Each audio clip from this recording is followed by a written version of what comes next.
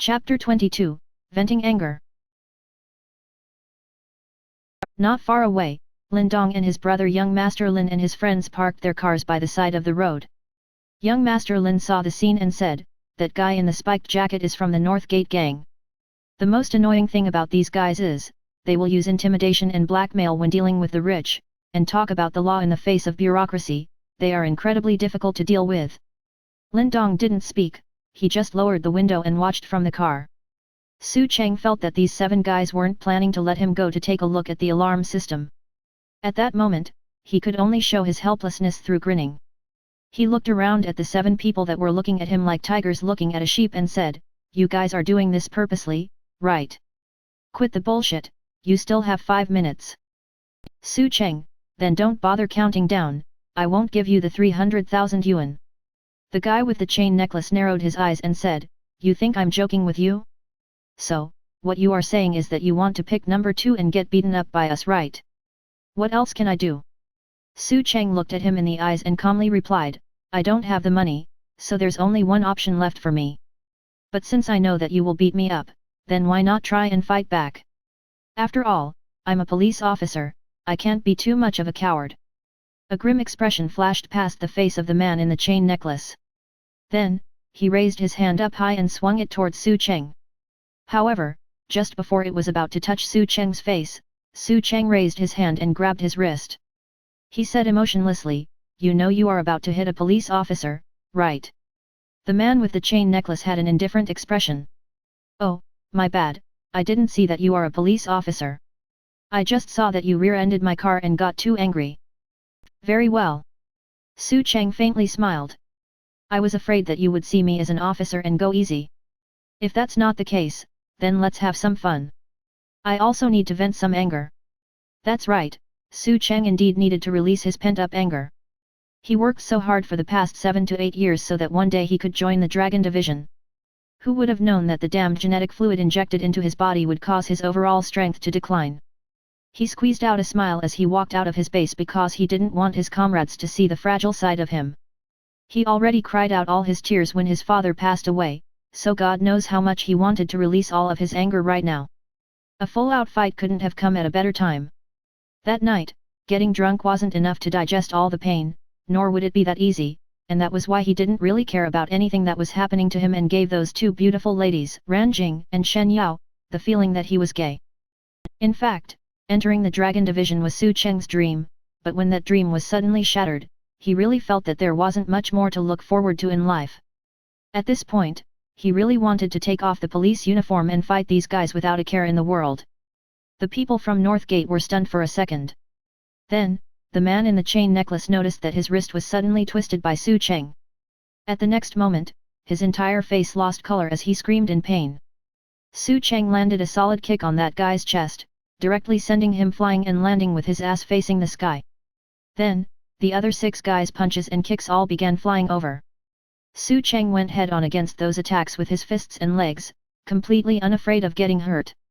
Anyone who met his fists, whether it was their hands or legs, all felt like they were being smacked brutally by a steel pipe. Su Cheng pulled on a guy's collar, threw him over the shoulder, and then sent a flying punch at the face of the guy beside him. The people of North Gate couldn't even scream in pain, as blood directly gushed out from their noses and mouths, causing them to cover their faces, unable to even get up. A guy did a roundhouse kick aiming at the back of Su Cheng's head, but Su Cheng grabbed it with one hand, locked it under his armpit, grabbed onto the guy's shirt with the other hand, and directly threw him out like a shot put after spinning around once. The sheer arm strength needed to be able to throw someone over 180 centimeters tall through the air in a perfect arc dumbfounded young Master Lin and the others who were observing in the distance. So strong. The blonde-haired brat Lin Dong looked at Su Cheng in combat admiringly, it was that violent and domineering. The other second-generation rich kids beside young Master Lin already saw Su Cheng taking care of Yun Bing and the others the other night, but back then, they just thought it was understandable since those rich heirs weren't good at fighting anyways. However, tonight, it was the monsters from North Gate.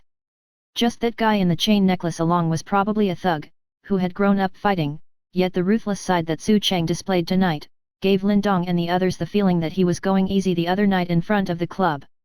The man in the chain necklace on the ground violently coughed a few times. When he saw the worsening situation, a malicious thought immediately came into his head. He directly pulled out a butterfly knife from his pocket and charged towards Su Cheng's back. Su Cheng was busy 1vs2 and didn't pay any attention to his back.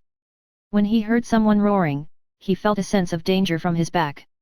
If he was in his prime, he would have reacted right away, turned around, and sent the guy flying with a kick.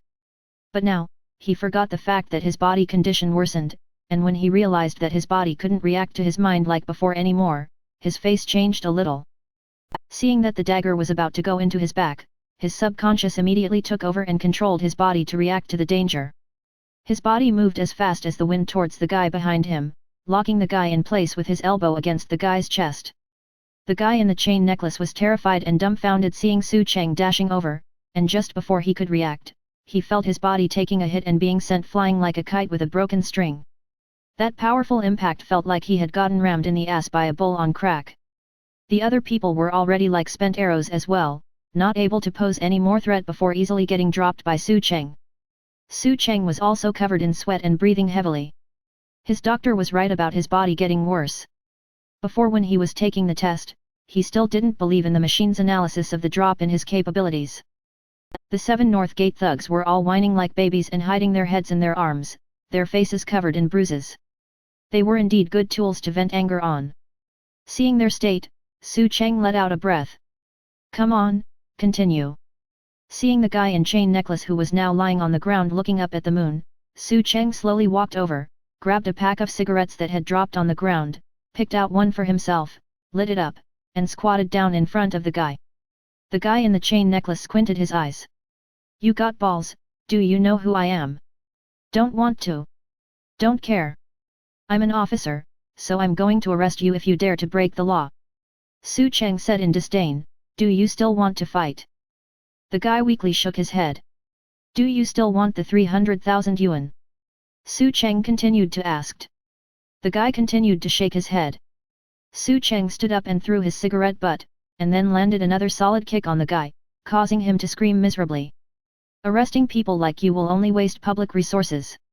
You can try again next time, and we can bet if I dare to shoot you or not, Su Cheng warned him, and then he directly walked over to lift up the fallen motorcycle.